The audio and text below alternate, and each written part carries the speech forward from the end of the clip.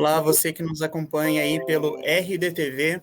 Hoje nós recebemos aqui a desembargadora Maria Helena Póvoas, presidente do Tribunal de Justiça de Mato Grosso. Seja muito bem-vinda, desembargadora. Obrigado, Felipe. Hoje nós vamos falar sobre ferramentas na luta pelo fim da violência doméstica, correto? Ok.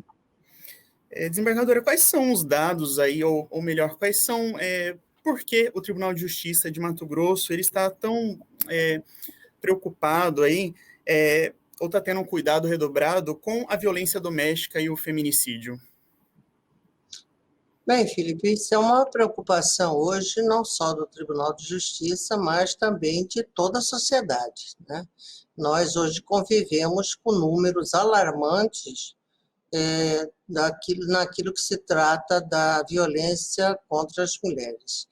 E, em razão disso, o tribunal resolveu erguer essa bandeira e cuidar também das campanhas que dizem respeito a esse assunto, no que concerne aquilo que nós podemos contribuir para que esses números possam ser minimizados e essa campanha ganhe corpo, ganhe volume, e nós podemos conscientizar as mulheres que só há um meio da gente quebrar essa corrente de crescimento geométrico desses números, que é denunciando aquele que realmente seja o seu agressor, aquele que pratica as agressões contra as mulheres. Presidente, a lei do feminicídio foi aprovada em 2015, né? E ainda hoje algumas pessoas têm dúvidas sobre esse assunto, né? Sobre o que compete à lei, né? Então a senhora poderia falar um pouquinho para a gente sobre o feminicídio? Bem, o feminicídio diz respeito com relação ao gênero, né? A mulher é morta, a mulher é assassinada em razão do gênero, em razão daquela fragilidade da sua condição feminina. E, somado a tudo isso, você pergunta sobre a lei só pode ganhar mais musculatura, digamos assim, se nós trouxermos para a discussão, para o seio da sociedade, e com a sociedade conscientizá-la de que nós necessitamos que as mulheres entrem nessa cruzada contra denunciando o seu agressor. Por quê? Porque esse ciclo não se quebra. A grande maioria das mulheres que são vítimas de violência, elas têm a falsa noção de que o seu agressor um dia vai mudar, e ele não vai mudar. Ela tem uma falsa noção que depois da primeira surra, geralmente, ele procura a mulher e diz que ele se arrependeu, que ele não vai mais fazer aquilo, que ele está muito arrependido de todos os atos e envergonhado dos seus atos, e que isso irá ter um basta. Mas, na verdade, isso não fica por aí. As estatísticas mostram que a primeira vez é o xingamento, depois o empurrão, depois a surra, chegando até ao homicídio. E é isso que nós queremos evitar no momento em que nós deflagramos essa nossa campanha, seguindo também a orientação do CNJ, do Conselho Nacional de Justiça, que também está deflagrando uma campanha no sentido de coibir esses abusos contra as mulheres. Desembargadora, como foi a atuação da Justiça mato-grossense aí na proteção das mulheres durante a pandemia que a gente está aí atravessando, né? A pandemia atrapalhou o acesso dessa população à justiça? Não, com relação ao acesso à justiça, não houve nenhum prejuízo, porque o judiciário, em que pese não ter a presença física do juiz ou do servidor dentro dos fóruns e dos tribunais, em nenhum momento nós paramos de trabalhar. Ou seja, as mulheres, a sociedade, os advogados, as partes sempre receberam a prestação jurisdicional a tempo e a hora. O que aconteceu durante a pandemia, em especial com as mulheres, é que, na verdade, ficar restrito dentro do seu lar, com o seu companheiro, com os seus filhos, fazendo o trabalho home office, geralmente também com filhos, dando atenção aos seus filhos para ajudá-los nos deveres das escolas. Isso aumentava a tensão entre os casais, e isso, os números mostram que cresceu a violência contra as mulheres durante esse período. Gostaria que a senhora falasse para a gente e contasse sobre uma dessas ferramentas, né, que o Tribunal de Justiça disponibilizou, que foi a medida protetiva online. É uma ferramenta muito interessante, né, o botão do pânico e a medida protetiva online, né? As mulheres podem baixar essa ferramenta no seu celular. Através disso, ela vai contactar o poder repressor do Estado, que, na verdade, a Secretaria de Segurança Pública, que vai localizar essa mulher através do GPS. Imediatamente, um delegado, alguém em uma viatura, irá ao encontro dessa pessoa, e o delegado de polícia irá já se inteirar do assunto e pedir a medida protetiva para essa mulher, que receberá também tudo online a medida protetiva requerida.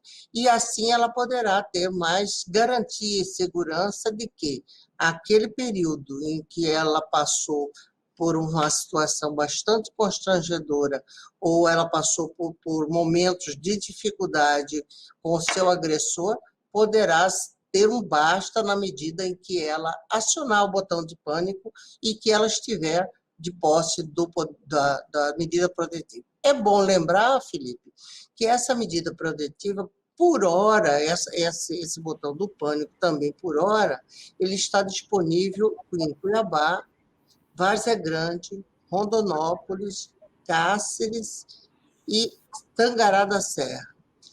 E nossa intenção, em conjunto com a Secretaria de Segurança Pública, que isso seja, obviamente, estendido a todo o estado de Mato Grosso.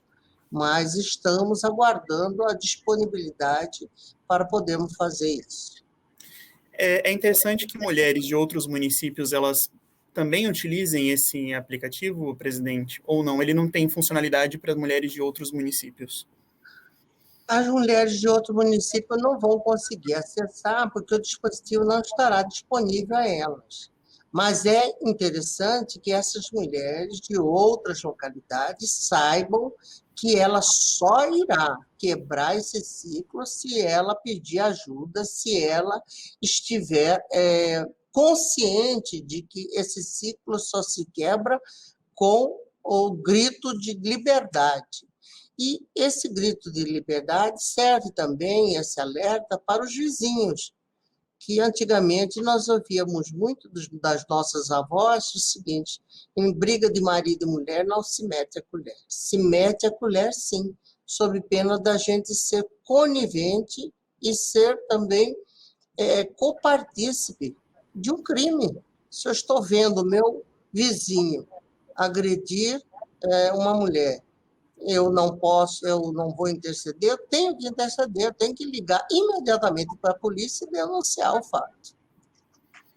Presidente, a gente está vivendo aí um caso muito recente, né, e trágico, que foi uma tentativa de feminicídio aí por parte de um jornalista, né, do Muvuca. Não sei se a senhora teve conhecimento desse caso específico, né, contra sua ex-namorada, que recusou aí o retorno, né, do relacionamento, né. Ela, acho que em algumas matérias que eu li, ela chegou a comentar que evitou procurar a justiça, né, talvez pelos motivos que ela tenha lá para si, mas a senhora acredita que talvez pudesse ser diferente essa história caso ela tenha procurado a justiça? Eu creio que sim. A grande maioria das mulheres que sofrem esse tipo de abuso, esse tipo de agressão, esse tipo de violência, geralmente a motivação é passional. em razão do ex-parceiro, ex-companheiro querer o retorno do relacionamento e a mulher não querer mais, né? Então, o que aconteceu, salvo o melhor juízo, no caso em que você citou, pelo que eu li na imprensa. Então, geralmente, o que acontece é isso, a mulher é procurada pelo ex-parceiro depois que já rompeu o relacionamento e a partir da negativa dela em reatar esse relacionamento, começam-se as ameaças chegando e podendo chegar até onde chegou esse caso, lamentavelmente. Provavelmente, se ela tivesse procurado a justiça, talvez não tivéssemos tido um desfecho como esse. Mas é muito comum também, Felipe, é bom que se diga, que as mulheres de classe média, elas se relutam muito em denunciar. Elas relutam muito por vergonha, elas relutam porque elas são figuras conhecidas no seio da sociedade, ela não quer expor a intimidade delas. Enfim, uma série de argumentos e de situações que ela invoca para dizer que ela não vai, que ela não foi procurar uma ajuda ou não denunciou o fato em razão disso. Lê do engano, porque, primeiro, que todo mundo sabe, quando tem uma briga dentro de um lar, a primeira a saber é o vizinho, o segundo a saber é o prédio inteiro, o terceiro a saber a cidade toda, só ela que pensa que só ela que sabe. E aí ela deixa de denunciar por conta de uma razão dessa e fica à mercê de uma situação perigosa, como que foi a que aconteceu com o jornalista.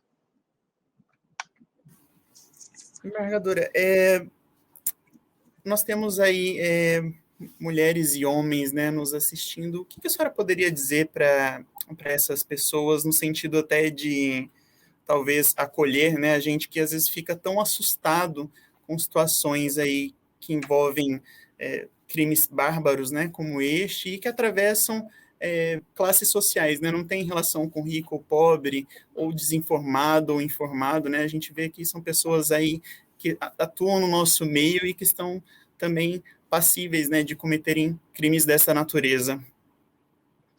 Bem, primeiro, Felipe, eu gostaria de fazer um registro de que 70% dos casos de feminicídio no Estado não procuraram a justiça. Então, é um dado interessante do ponto de vista de estudos que possam nos levar a caminhos que possam abrandar essa situação. 70% das mulheres agredidas, das mulheres que estavam passando por essa situação, elas não procuraram justiça. E segundo, que foi o que você perguntou, foi o que esses homens e essas mulheres, parece que eu me perdi, mas parece que você me fez a pergunta de que o que esses homens ou mulheres que podem fazer para diminuir isso, é isso? Eu queria que a senhora, na verdade falasse o que a gente precisa, né? De repente, até uma palavra de acolhimento aí para homens e mulheres que estão tão assustados com esse caso, né? Especificamente. Bem, primeiro é preciso saber que a mente humana é casa de ninguém, né? Às vezes você convive com uma pessoa durante uma vida inteira e você não a conhece o suficiente ou não a conhece de modo algum. Vai conhecê-la numa situação de extremo estresse e situação que envolva agressão mesmo. Então, eu acho que as pessoas precisam se conhecer antes de mais nada, se conhecer. As pessoas precisam, se for o caso, admitir, não precisa admitir isso a ninguém, basta admitir para si mesmo, buscar uma ajuda a si próprio, para que ele evite chegar a esse ponto. A situação dos casais se eles estão vivendo em situação de extremo conflito e dioturnamente em situação que coloca a toda a família exposta numa situação de fragilidade para a família, do ponto de vista de criação, até dos filhos, a prole toda assistindo essa situação. É preciso que eles busquem uma alternativa. Ou eles se separam, e se separam civilizadamente, ou eles vão buscar uma alternativa de conviver, mas de conviver de forma saudável, de forma que eles possam ter a harmonia dentro do seu lar e criar os seus filhos de forma harmoniosa, porque senão eles estarão fazendo com que essa situação vá redobrar, ou seja, os filhos vão copiar o comportamento dos pais e vão praticar na idade adulta o mesmo que ele assistiu dentro de casa. É uma cultura, né, desembargadora? É uma cultura e é uma roda gigante, né? Um círculo vicioso, né? A criança vê isso, ela tem o pai e a mãe como ídolos na formação dela, ela assistindo esse tipo de coisa, ela acha que isso é natural, porque se dentro da própria casa, aqueles que têm o dever de me proteger, aqueles que têm o dever de garantir a minha segurança, o meu bem-estar, e que são os meus ídolos, praticam tem como hábito esse tipo de prática, eu também, na idade adulta, vou fazer o mesmo com o meu parceiro, com a minha parceira. Desembargadora, a gente, para ir para os nossos, né, encaminhamentos já, a gente pode e deve confiar na justiça. Nesse tipo de caso, a mulher mato-grossense, ela está amparada, ela está protegida? Ela está protegida, sim. Acontece que a mulher acha que ela tem que entender que ela tem a justiça vai agir mesmo se provocada, ela terá a medida protetiva, mas ela também tem que fazer a sua parte. E ela também tem que entender que não irá ficar um policial na porta da sua casa 24 horas à disposição daquela única família para a proteção daquele único núcleo familiar. Por quê? Nós não temos condições de fazer isso com todas as mulheres que passam por situações idênticas. Agora, ela tem que saber que eu vou ficar atenta, porque eu já tenho uma medida protetiva. Se ele está me telefonando, se ele está mandando recado, se ele está circulando no entorno do meu lar, da minha casa, eu vou direcionar essa denúncia à justiça, e ao órgão repressor do Estado, que é a polícia. Porque eu não posso ficar de braços cruzados e dizer depois, ou meus familiares, dizer, ela morreu, mas ela tinha uma medida protetiva. Sim, mas o que ela fez para fazer valer essa medida protetiva? Ela também tem a parte dela a ser feita, né? Porque nós todos estamos envolvidas numa mesma situação.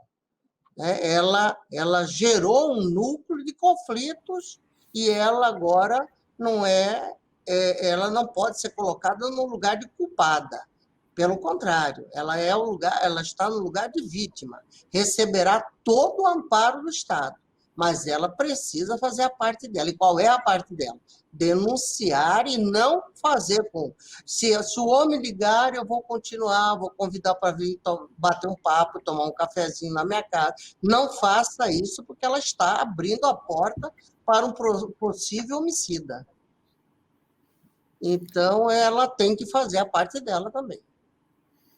Perfeito, desembargadora. A gente recebeu algumas informações aqui da assessoria, né? Até o momento, mais de 200 pessoas já fizeram o download aí do aplicativo, né?